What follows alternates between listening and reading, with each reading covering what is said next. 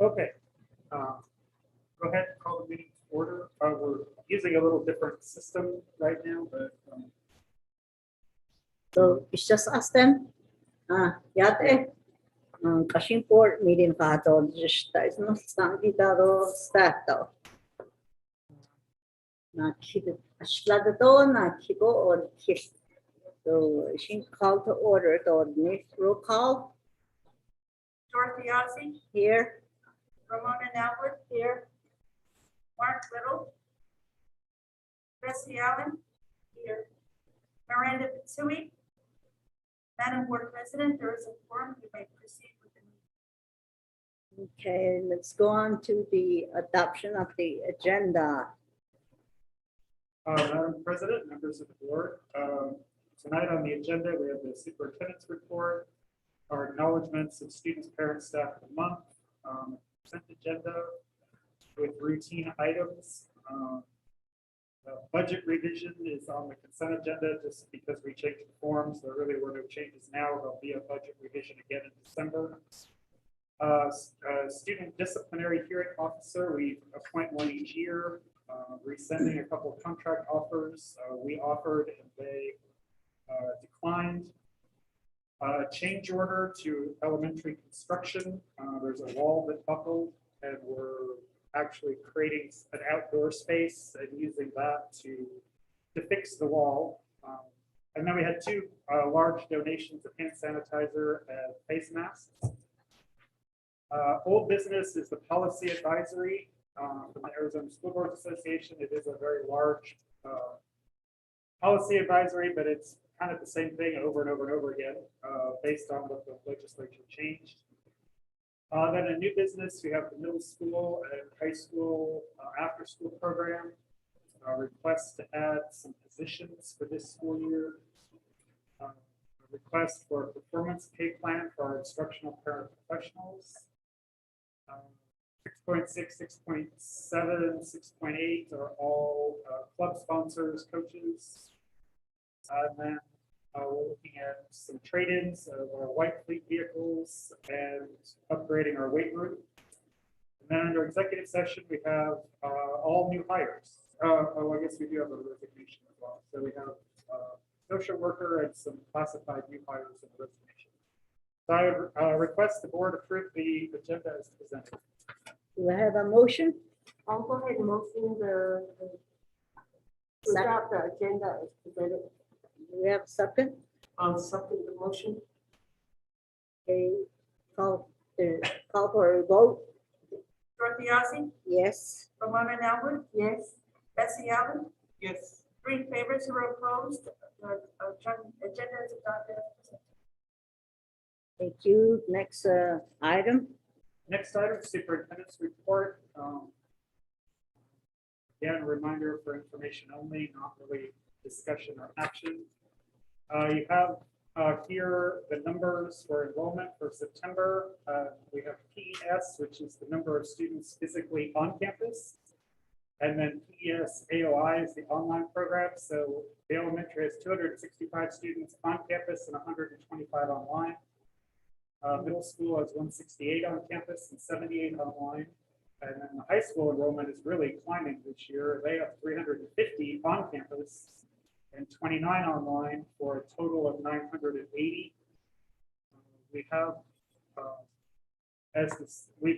while we're gaining students in some areas and we're losing students in others, as we have as COVID numbers increase, we have parents that are pulling kids out of school. So that's kind of where numbers are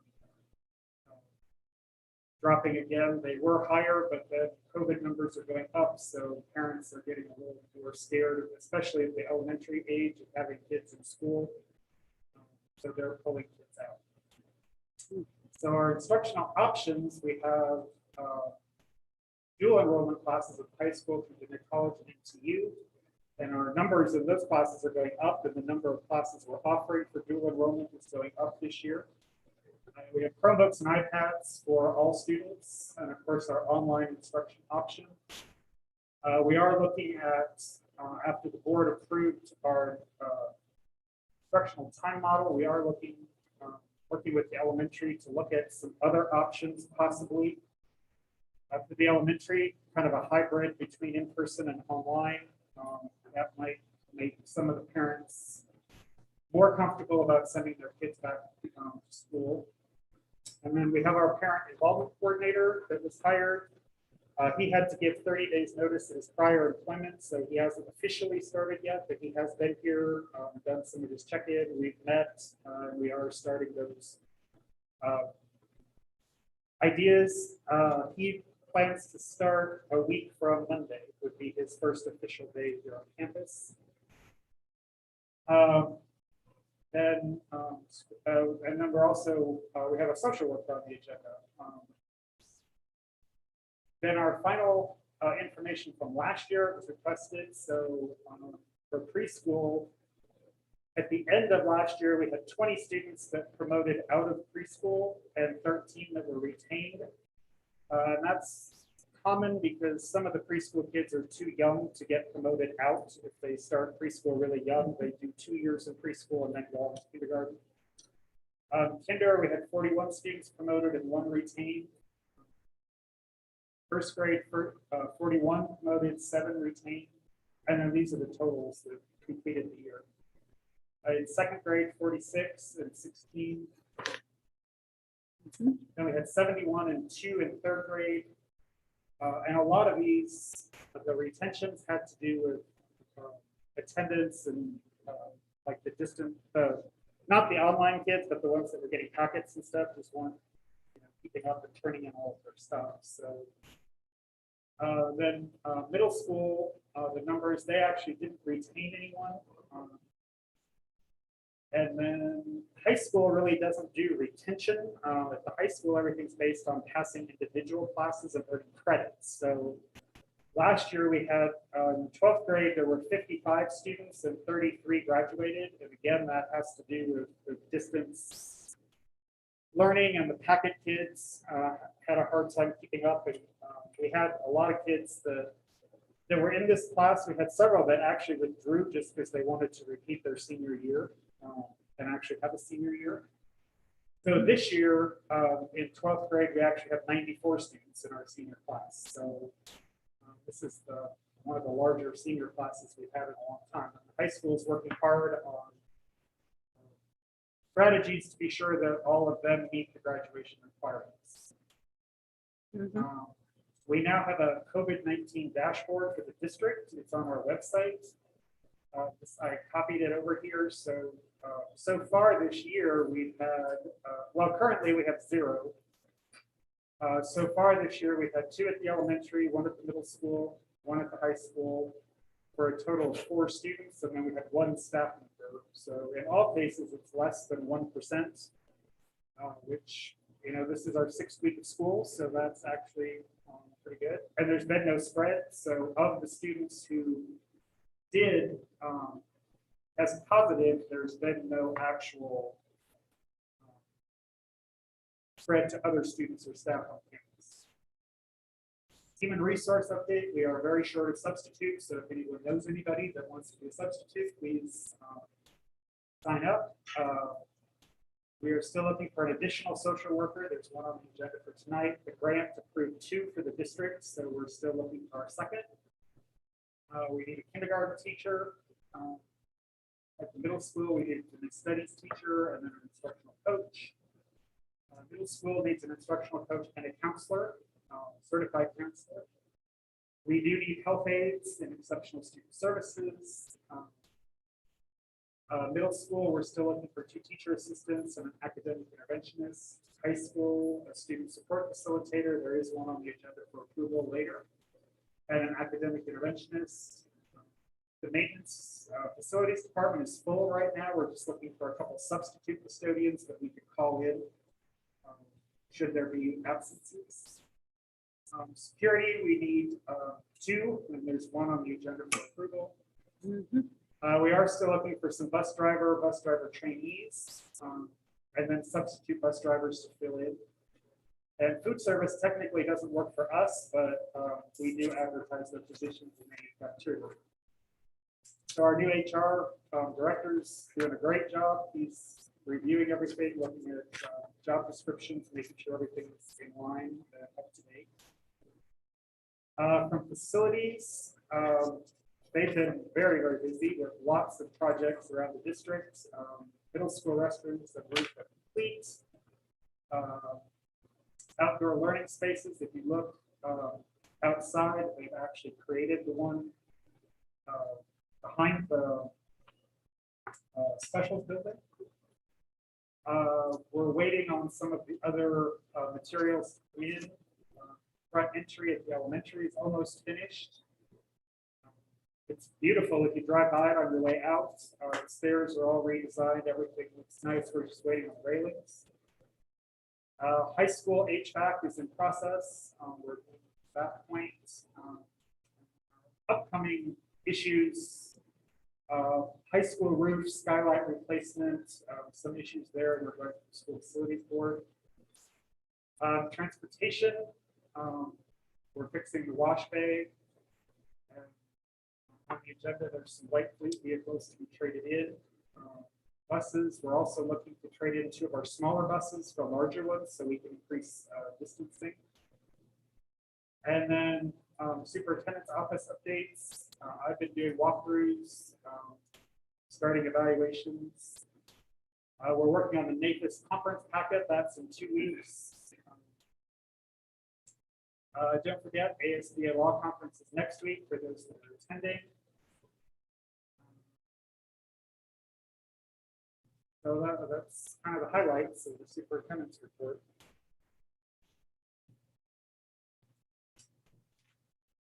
Okay.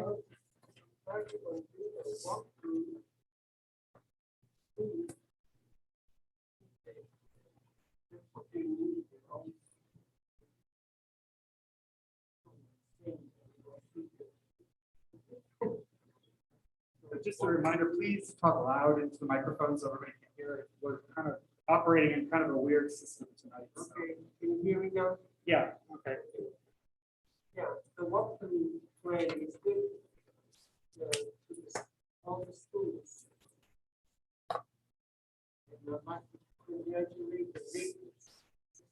What they do. We do that.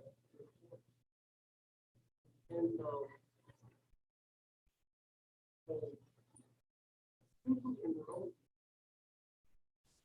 It's down and we're working on it. 9-8 right now. It is up a little bit from last year. Yeah, stay up and go over. That's where the money is from. You don't have the students to pay. A lot of things. And we need to do a lot of things. Like make this getting old. Students are the ones that bring in the money. I hope the staff know that. So people need to work the kids to understand, to make sure that they stay. Principal need to work with us. Parents more. So they're welcome. You don't need to explain to parents. Some things that's going on, so. This is the one that bringing the money for the employees. Come back and know that are the ones that are paid the staff. Not that you just dish out money. At some point, at least. And all the principals have an assistant, so I think they should work hard at bringing our students in and welcoming the parents and all that. That's I just want to emphasize that. So, any other? We just move on. Okay, you want to go on to the next agenda item? Yeah. Madam President, members of the board, next item is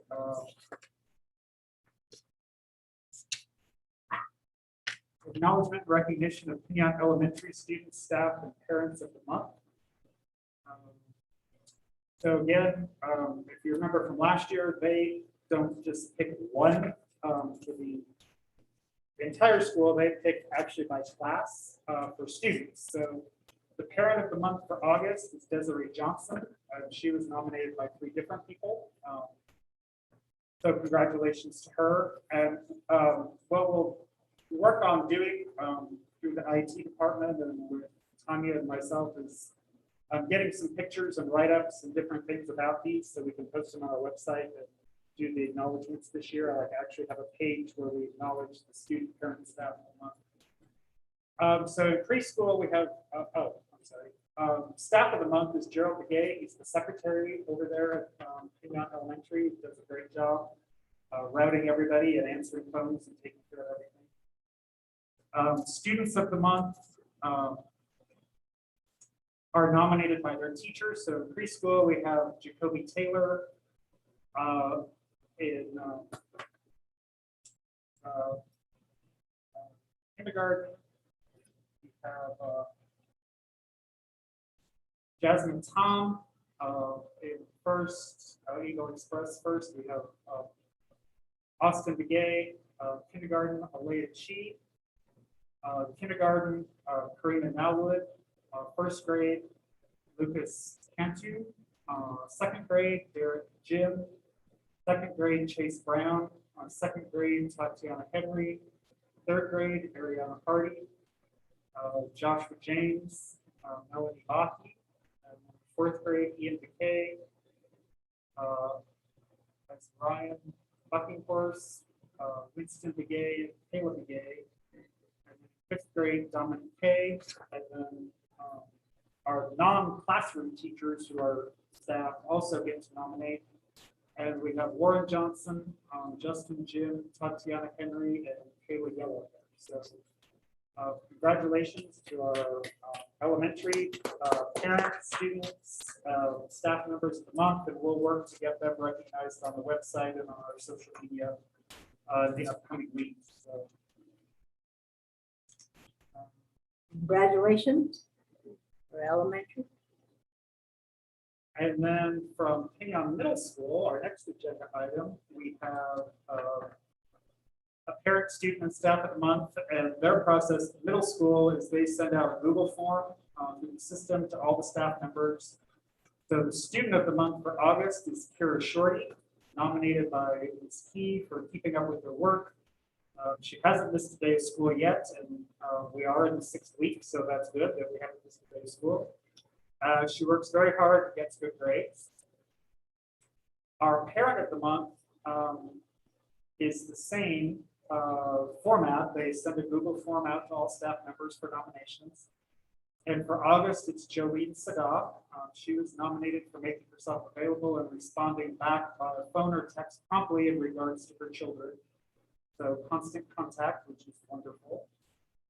And then our staff of the month are nominated by the students from a Google form. And our staff member of the month for August is Stephanie Foster. Students submitted the following in regards to Ms. Foster. Because she's a nice teacher, I really love her class. I want to nominate Ms. Foster because she shows respect for kids and she teaches well. She also listens to kids and lets kids answer more than one question. She's a good social studies teacher, so I could learn more about the Neolithic age. In 6th grade, they do world history in social studies.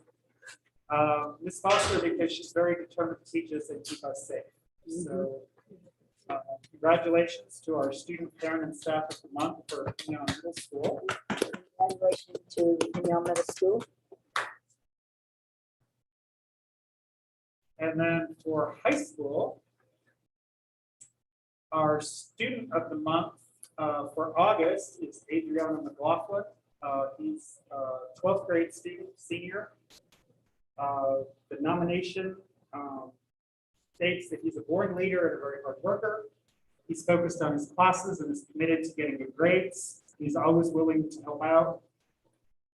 Wherever help is needed, a positive role model for his friends and other students within our high school.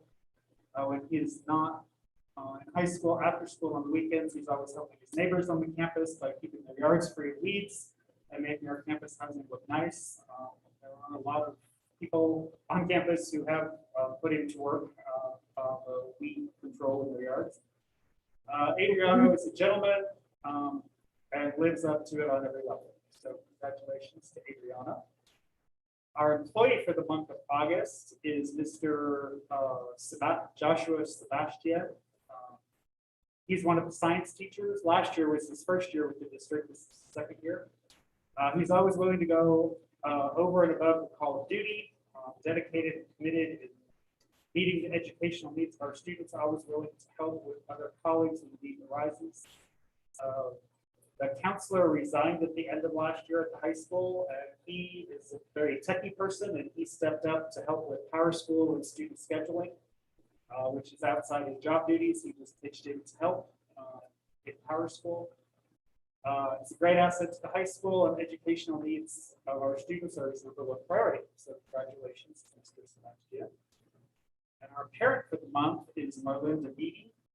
Karen is always calling for attendance and to check for any meeting and announcements, keeping up with her daughter's attendance in school.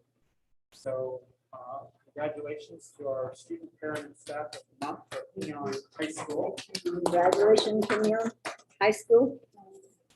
Keep up the good work. And then the CTE department also does a student of the month.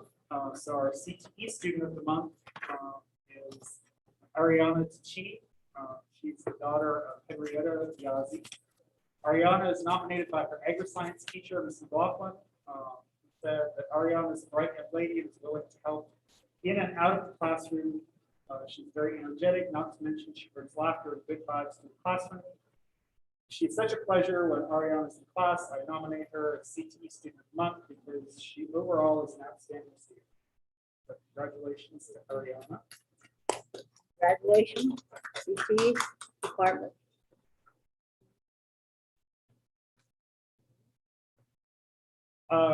So that Next item, the next item is consent agenda. the consent agenda.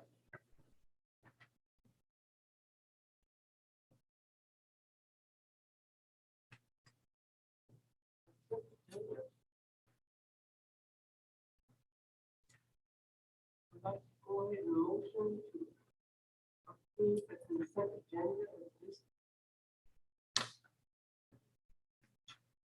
Okay, we have a motion, a second. I'll second the motion. Okay, we have a second. If there's no question, I call for a vote. Dorothy Yazzie, Yes. Ramona Nelwood. Yes. Bessie Allen. Three in favor, zero opposed, or abstention.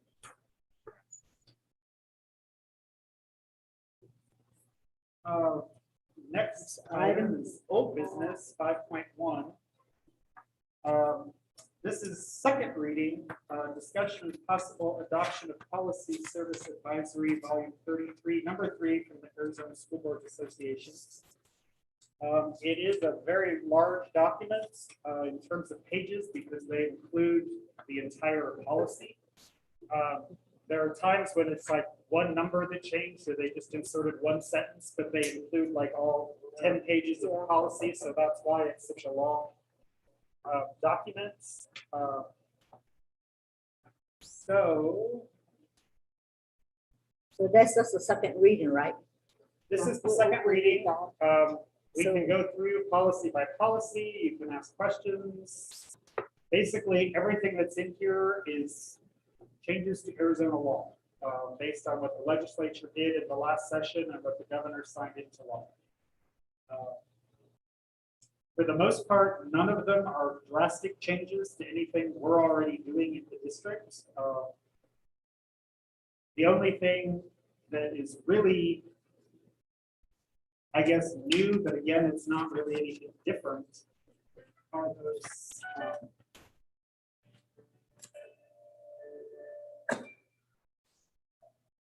hello?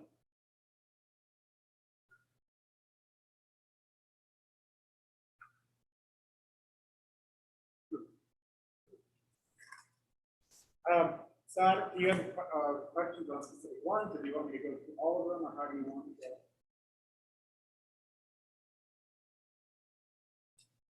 So,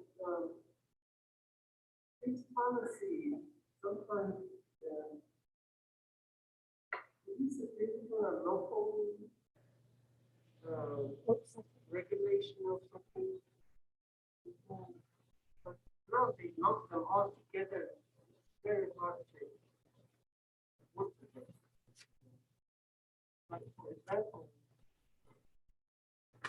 one,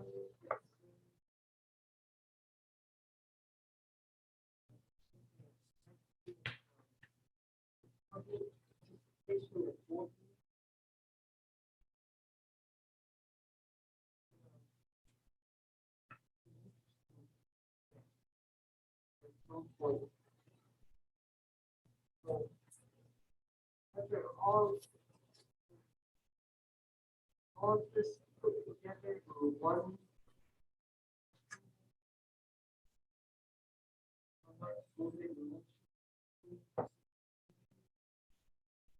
Council services, advisories, volume 33, number 3. Second the motion. Okay, there's a motion and a second. Any other questions? There's no question. Roll call vote. Dorothy Ossie, Yes. Ramona Nelwood, Yes. Bessie Allen, Yes. 3 in favor, 0 opposed, 0 abstentions, motion passes. Madam President, members of the board, moving on to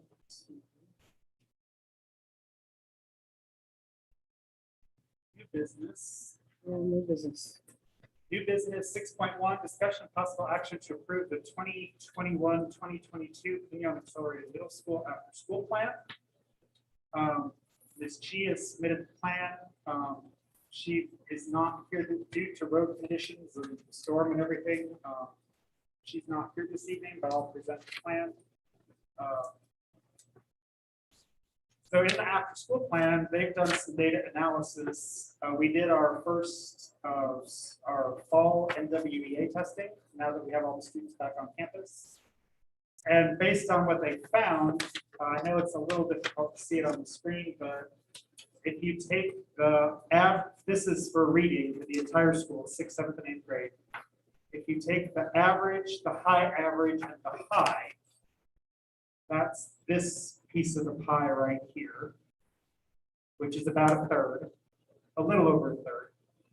And then you have the low average, which is about a third, and then you have the low, which is about a third. So their school, and this is again for all grades put together, but they're looking at about a third of kids sort of at or above grade level, about a third just below grade level, and then a third that are farther below grade level. So they're focusing heavily on that in their after school plan.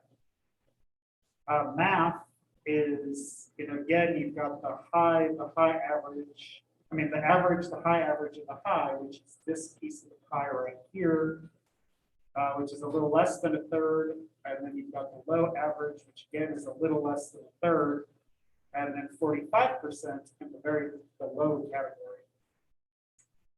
Which, when you think about it, after 16 months of remote learning, distance learning packets, math is a very difficult concept to learn on your own. So for those students who are doing packet learning, who didn't really have that online interaction and tutoring, it was the parents working with the kids and the kids working through this a lot on their own. So these numbers, while not good, are not surprising. And to be honest, this is what a lot of schools are seeing across the country after a year, almost a year and a half of a lot of remote learning, distance learning, school closures. So what the elementary is proposing in their after school programs is they have tutoring to mastery. So they're identifying the students that are in these different low and low average groups and identifying teachers to work with them directly And this is a blend of in-person, so for the kids that are on campus, and online activities. So our in-person and online have opportunities for tutoring. And they're designing this so that should we have to switch more to that distance learning again, because COVID cases increase and we have to move more remote, they're building that into their plan. So they're looking at tutoring to mastery in the content areas, STEM programs, which is science, technology, engineering, and math. So they have a STEM program, a mindfulness group, and that really focuses more on the social emotional learning, counseling, and some of those aspects. They have the Girl Scouts, which not to.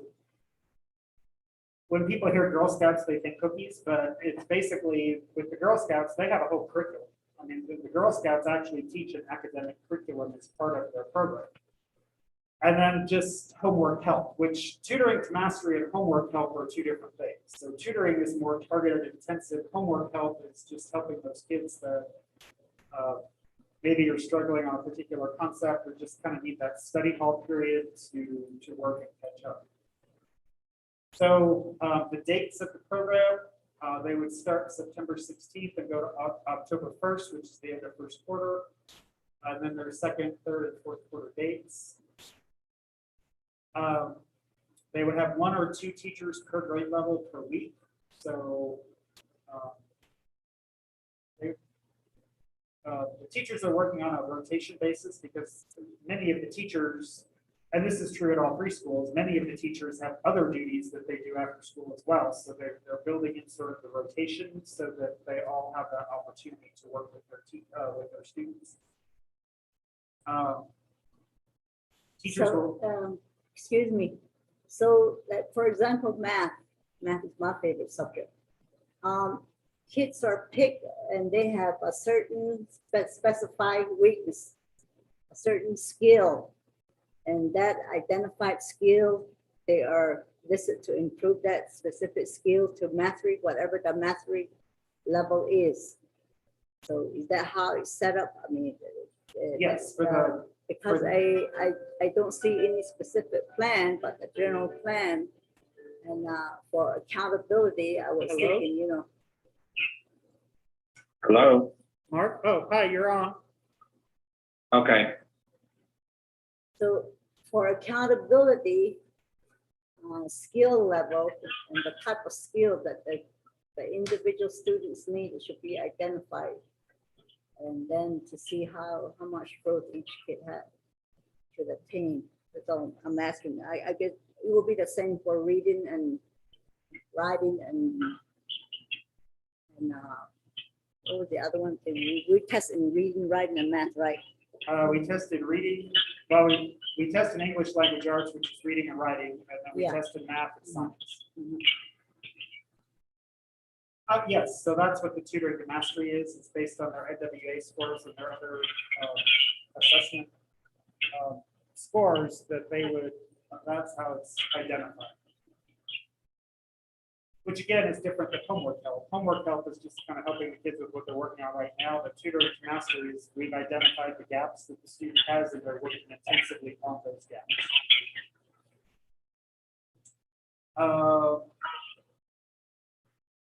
So this lines out who some of the different people are that are working specifically. Their budget is shown here.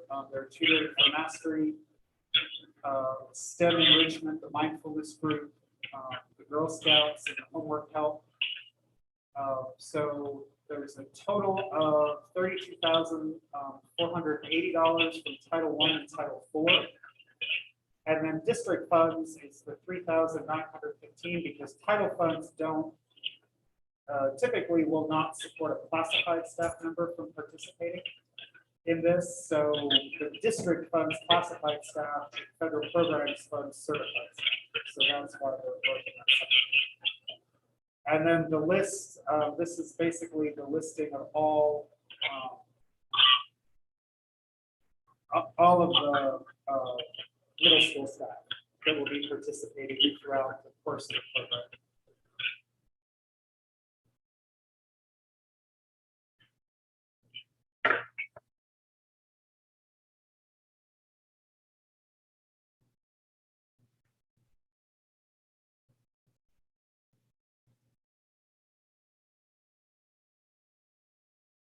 when the parents come in, I see that the staff trying to teach a child. And they release that group. I wonder if the parents have realized that they reinforce a lot of these learning. Otherwise, they still slide back. Like, for example, is during the break time, like,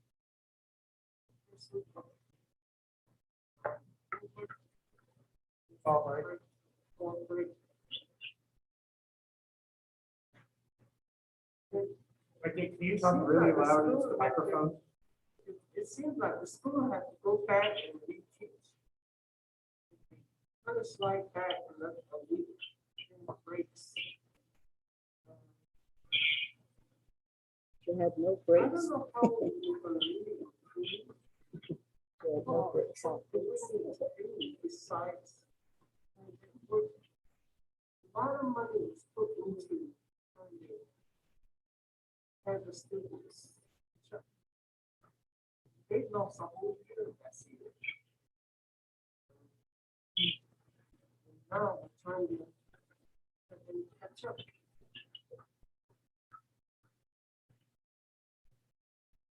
Well, I just. These plans are great. These are great. And I hope somehow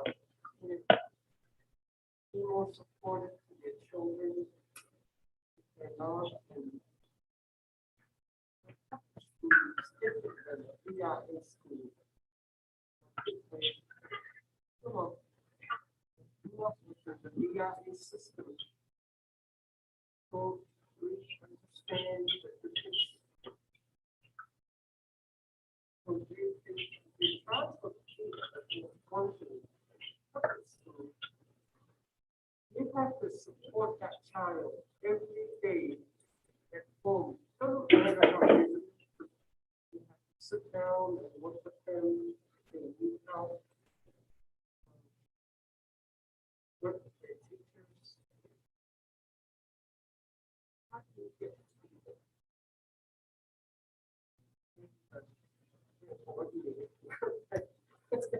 well, that's part of the parent coordinator's responsibilities, and we're also identifying a lot of, we have carryover from prior year Title I. Ms. Fossey and I were looking at possibilities of at-home books, tutoring kids, different things that we could send home for the family, but we would teach the families how to use the stuff that we're sending home. So it's not just sending things home, it would be, here's a session on, for the parents to teach them how to use like this backpack of stuff. And then we send that home for the parents to help their kids. So we are looking at that. A parent engagement or a parent like training idea of teaching parents how they can help their kids at home. So that's part of what the Fiat and the parent involvement coordinators will be working on, is creating that. Maybe the parent coordinator should be a component to this plan. And I really think that if we had a specific academic plan, we would see more what are these the staff going to do with these kids so that they can retain at the mastery level. That's what I like to see. The academic part is not really clear to me. All it is, we're going to be used STEM enrichment and or that mindfulness group, and it doesn't specifically say how we're going to use it so that the kids will get to mastery level. So I think that the parent coordinator should be included in this whole process so that our kids can grow. Because I am concerned that we don't want to send our middle school students to the high school 2 or 3 years below. And I know that it usually happens too from elementary to middle school. Kids are already 2 to 3 years behind, and the middle school staff have to work hard to kind of catch them up. And then again, high school, when the middle school goes into high school, the same thing, the middle school, high school teachers work twice or 3 times as hard trying to get them to graduate again. So we don't want that to be happening. So I think when we have these plans, catch-up plans, we need them specific and be accountable by the principal and the teacher. That's all I'm asking. Yeah, the parent involvement coordinator will be, well, wouldn't be actually, well, it is actually part of the parent coordinator's job also to be bridging that gap that you're talking about, but they would be well versed in the plan because they will be, along with the fiat coordinator, each school has a fiat person, recruiting in those parents and training them in this. And we can provide, quarterly progress reports for the tutoring plans if the board would like to see those. Kind of measuring how many students are participating and are they making growth and how is that being taken care of. So we're just getting started now in the first quarter, but at the end, like after fall break and after each break, we can come back with a kind of a summary report of what all happened during the. Yeah, some kind of a growth plan. But at the beginning, what level were they? And when they participated in the program, at what level did they gain? So that we know that the staff are working to ensure the kids are growing. If that report can come back to us, like there was supposed to be some curriculum development that happened, but we haven't seen it yet. We don't know if that happened or what, like the net language and all that. So we just approve the plans, but we don't get a feedback. That's what I'm saying.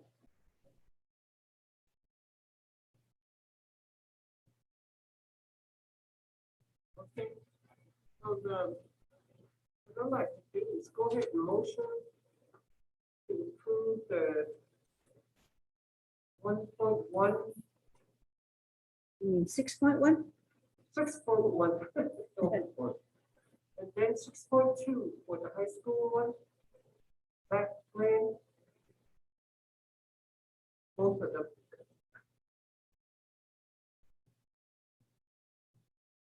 So high school would be kind of the same too? Can you just show us? Yeah, it's basically the same. I mean, the same idea of how they're putting it together.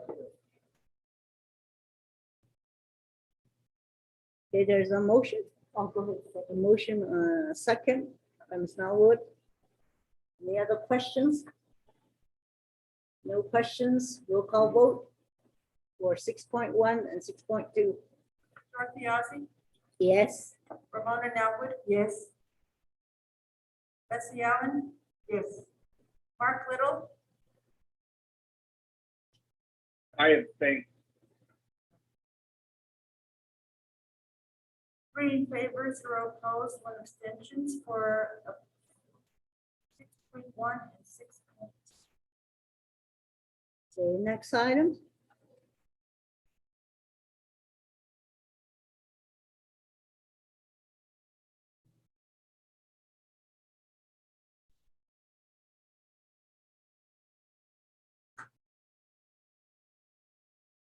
Six 6.3, under new business, discussion and possible action to approve 6 additional classified FTE positions for teacher assistant at Pinyon Elementary School for school year 21-22.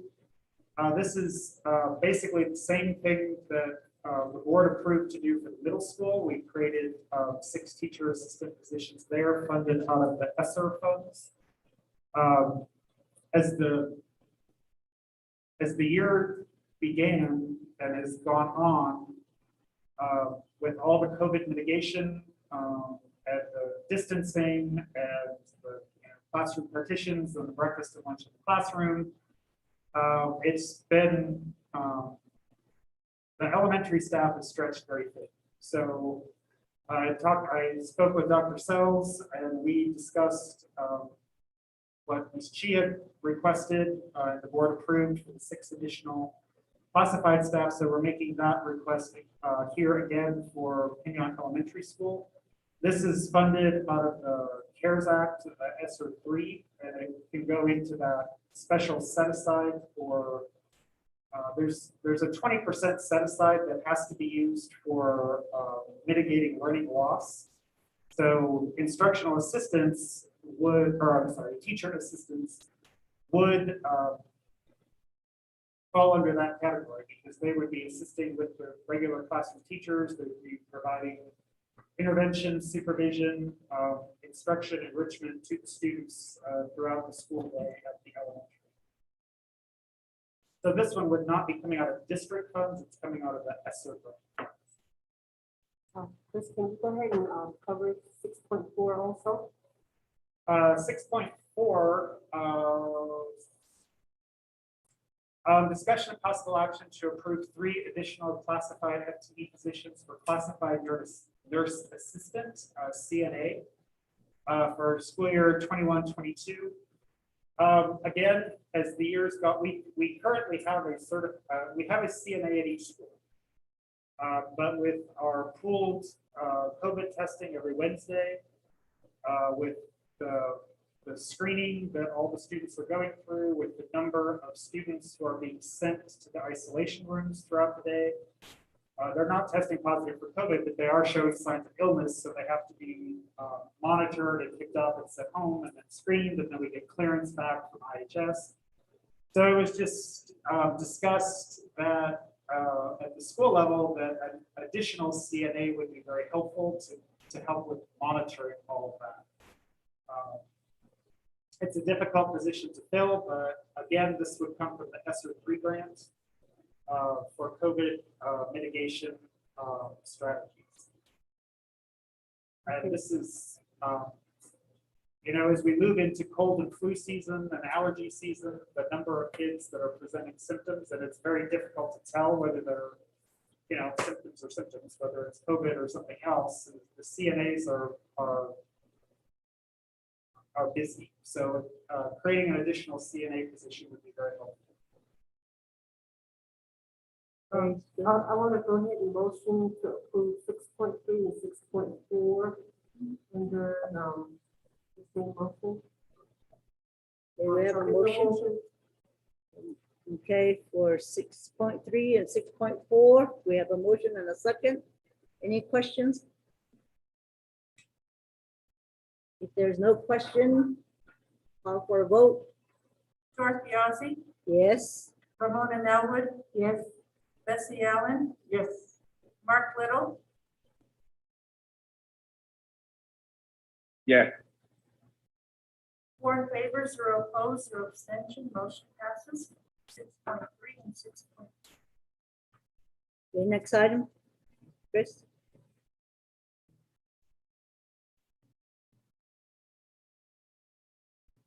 $6.5. Item. The next item is 6.5 under new business, discussion and possible action to approve the creation of a performance pay plan for instructional paraprofessionals for school year 21-22.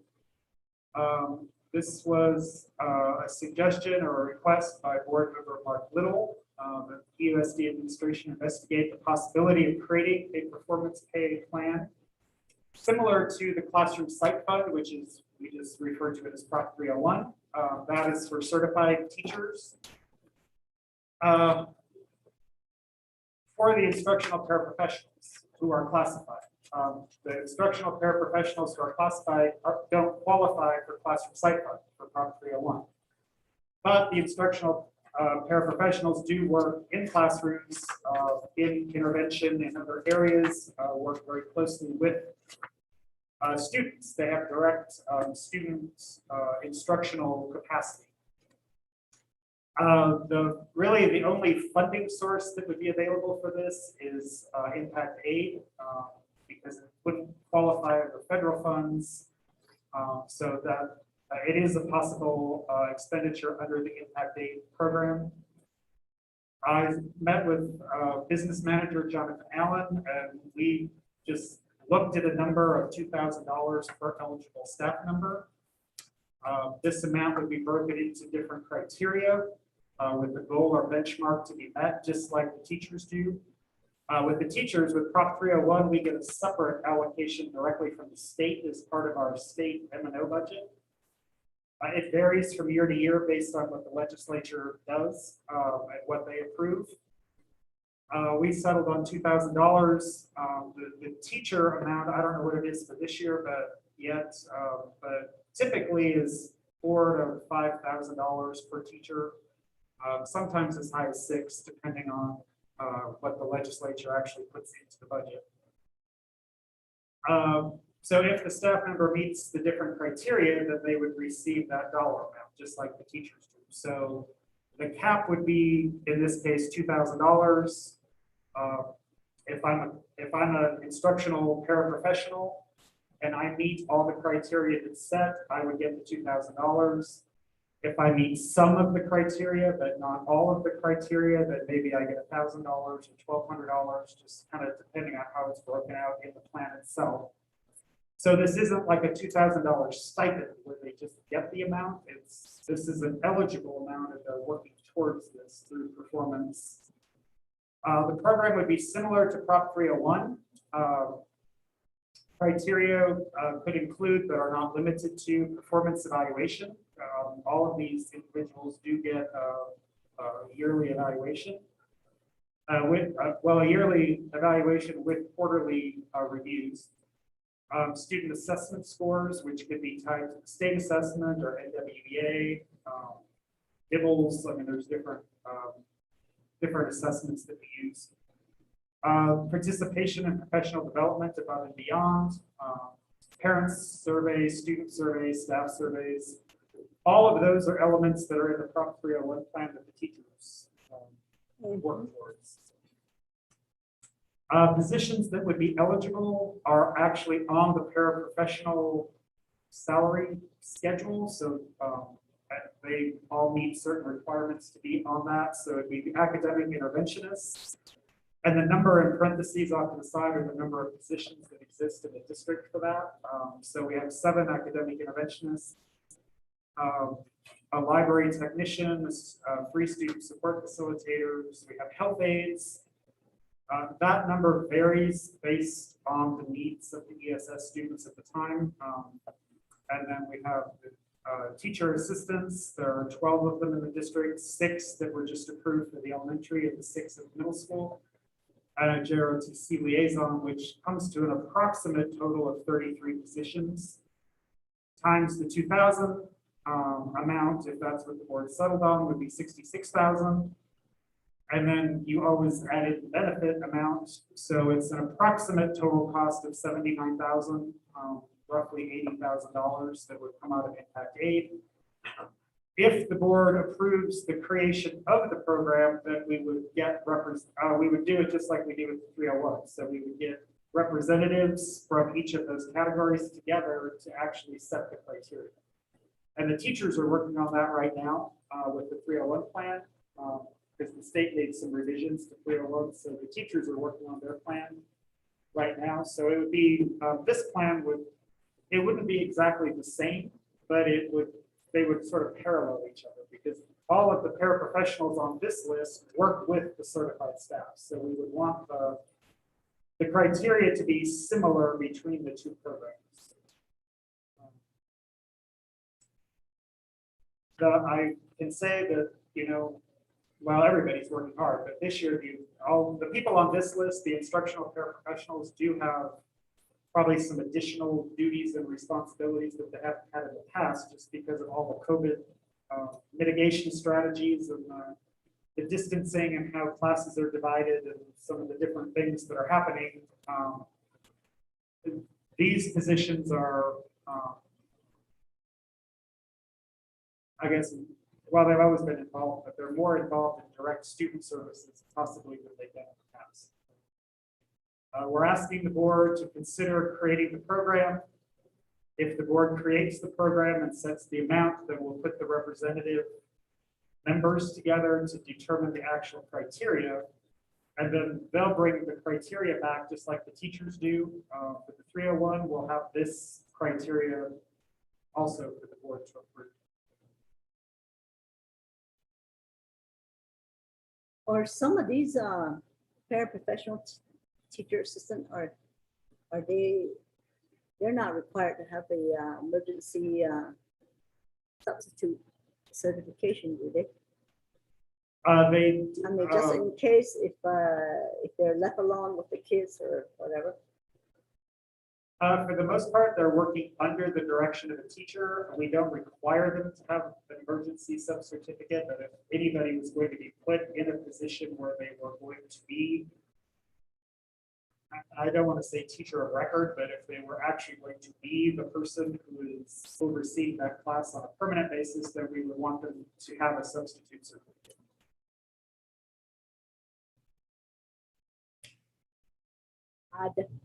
And we are critically short of substitute teachers.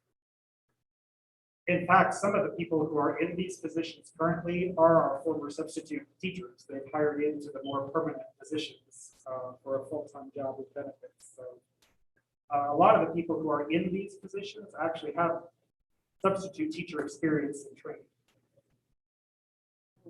So we had the money in impact aid to do this. Yes, we can. We impact aid. We kind of set how much impact aid we're going to use as part of the budget. So we, based on what Jonathan and I looked at, we can work this into the budget.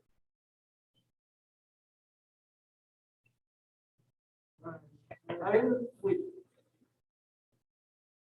my concern, I like the idea, the way you presented it, that similar to 301 performance plan criteria. You know, my concern right now is the schools are starting. And we need to probably wait for spring, August evaluation. If not, give somebody a performance pay, well, they haven't done the work that much. Schools are started like a month ago.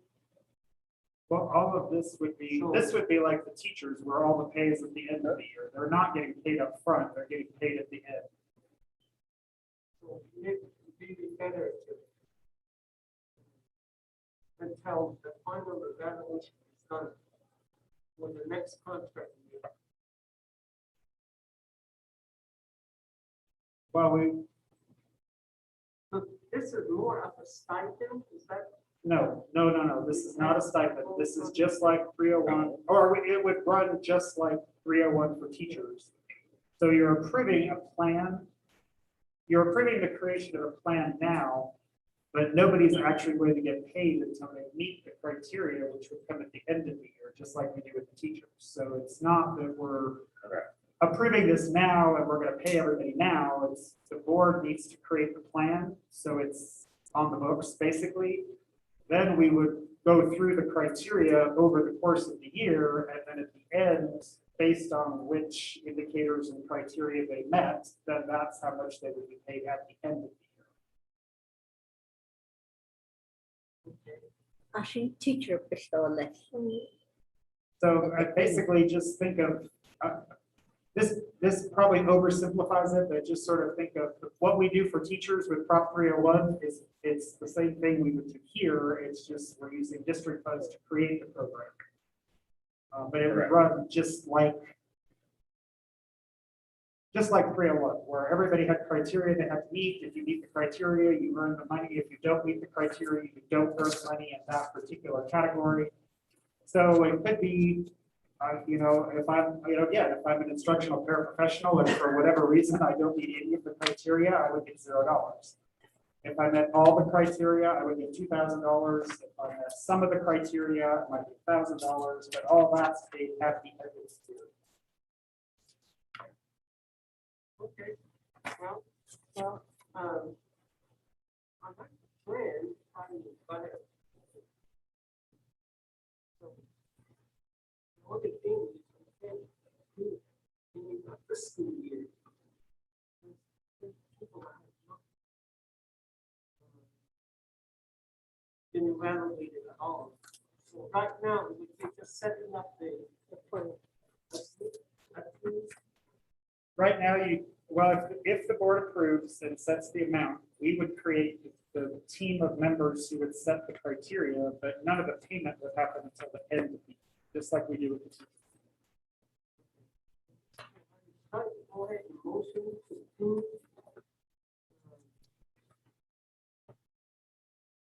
This performance pay plan for the paraprofessionals that are listed. And when the plan is done, we like to see report back to the board. It would be an action item. When the plan is finished, it'll be just like the teachers where they bring their plan back to you and the board approves the plan. It would be the same here. They would present the plan to you and the board would approve it.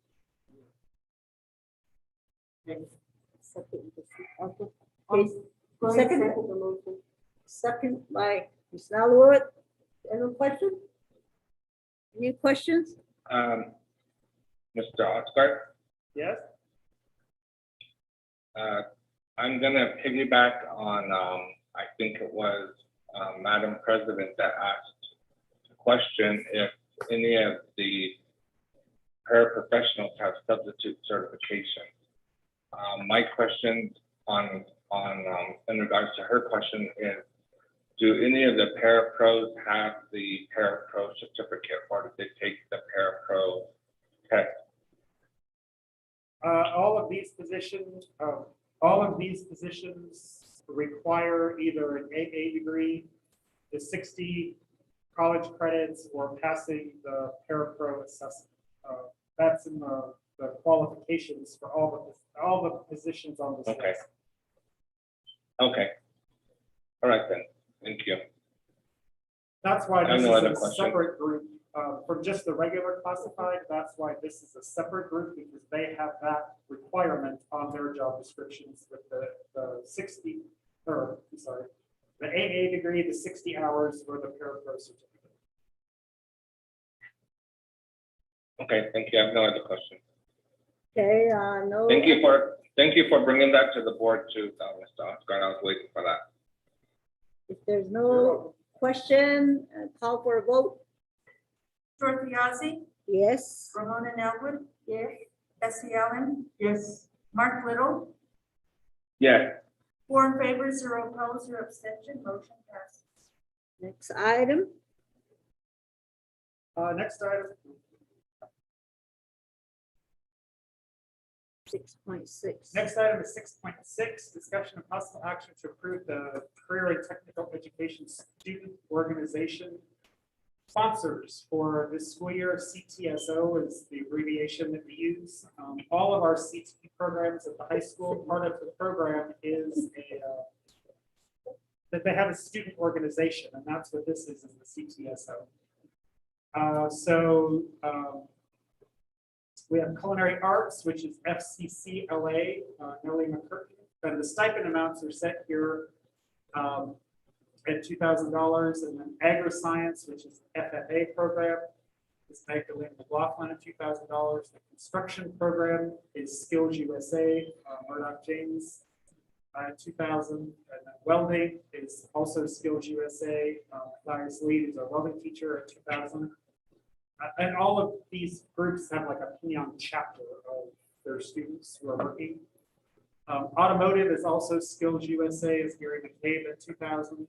Business management is FBLA, Tracy Jones for $2,000. And the JROTC program is under Skills USA, and that's Michael Jones in 2000. This is funded out of Native. These stipends are funded out of the Native grants budget for each year, so it actually isn't district funds that are paying these, it's out of our Native vocational district funds that are paying these. So I would request that the board approve these sponsors. I'll go ahead and motion for approval. I'll second the motion. We have a motion and a second. Any other questions? Madam Chair, Yes. Go ahead. if I may, I'd like to make an amendment motion to the motioning party. And my amendment motion would be to, it's going to be a consent motion to approve item 6.6, 6.7, 6.8, 6.9, and 6.10. Yes, I'll go ahead and approve those. Thank you. Ms. Allen will include all those items Thank you. on the amended motion. My only question about was on 6.7 is the volunteer people. Is it because there's no money, or No, what, are they just feeling like they are? no, there's only so many stipended positions. And the reason we have volunteer coaches on the agenda is there was an issue a couple of years ago, not with Pinyon, but with another school district where they had their head coach got ejected from the game. And they had, the only other person that was there was a volunteer coach, but the volunteer coach had never been board approved or anything. They truly were just a volunteer.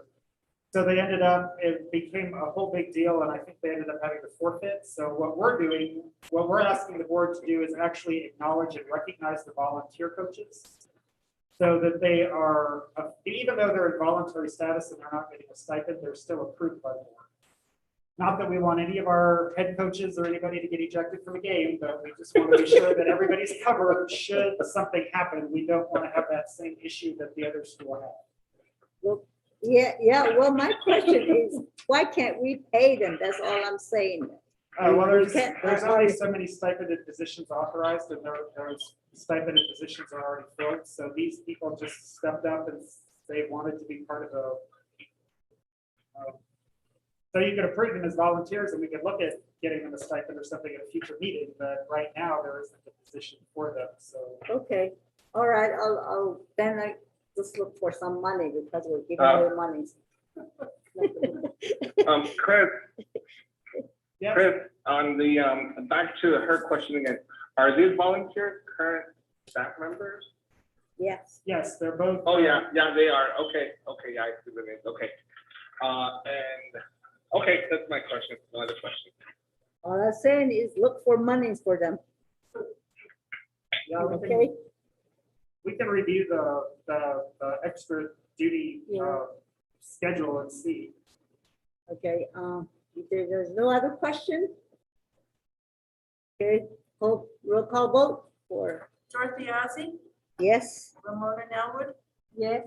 Bessie Allen, Yes, Mark Little, Yes. 4 in favor, 0 opposed, 0 abstention. Motion passes for agenda 6.6 through 6.10.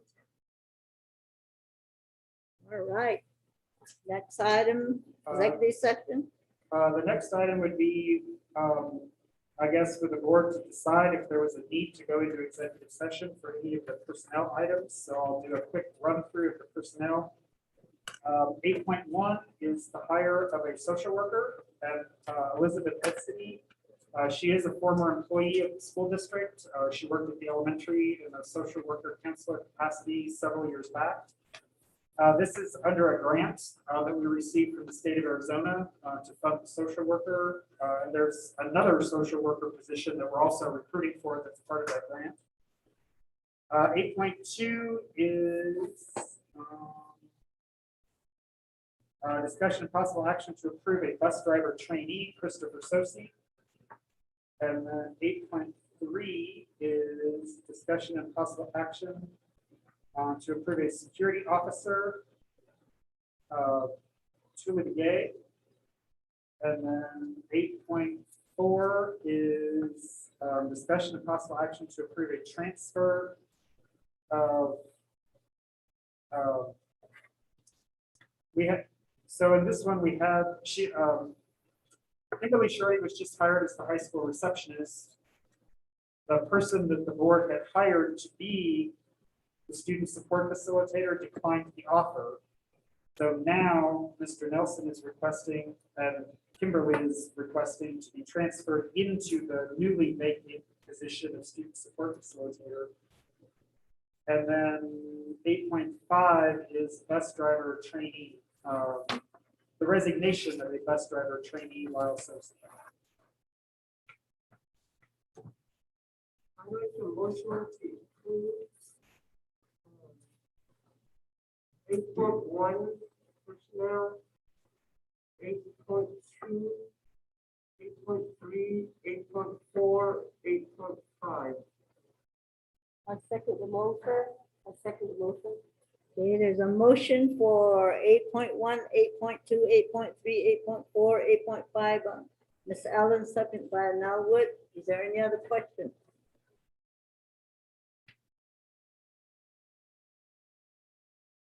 There is no question. Call for a vote. Dorothy Ozzie, Yes. Ramona Nelwood. Yes. Bessie Allen, Yes. Mark Little, Yes. 4 in favor, 0 opposed, 0 abstentions for personnel agenda items 8.1 through 8.5. Okay, motion to adjourn. Now what? Ellen? Okay, we have a motion and a second. Adjourn. Dorothy Ozzie, Yes. Ramona Nelwood, Yes. Bessie Allen, Yes. Mark Little, Yes. 4 in favor, 0 opposed, no abstention. Meeting is adjourned at 6:15 p.m. Thank you. Yay, we almost did it in 1 hour. Thank you, board members and the audience. Thank you, Dorothy, for going through the mud. Rain or snow or whatever, we came.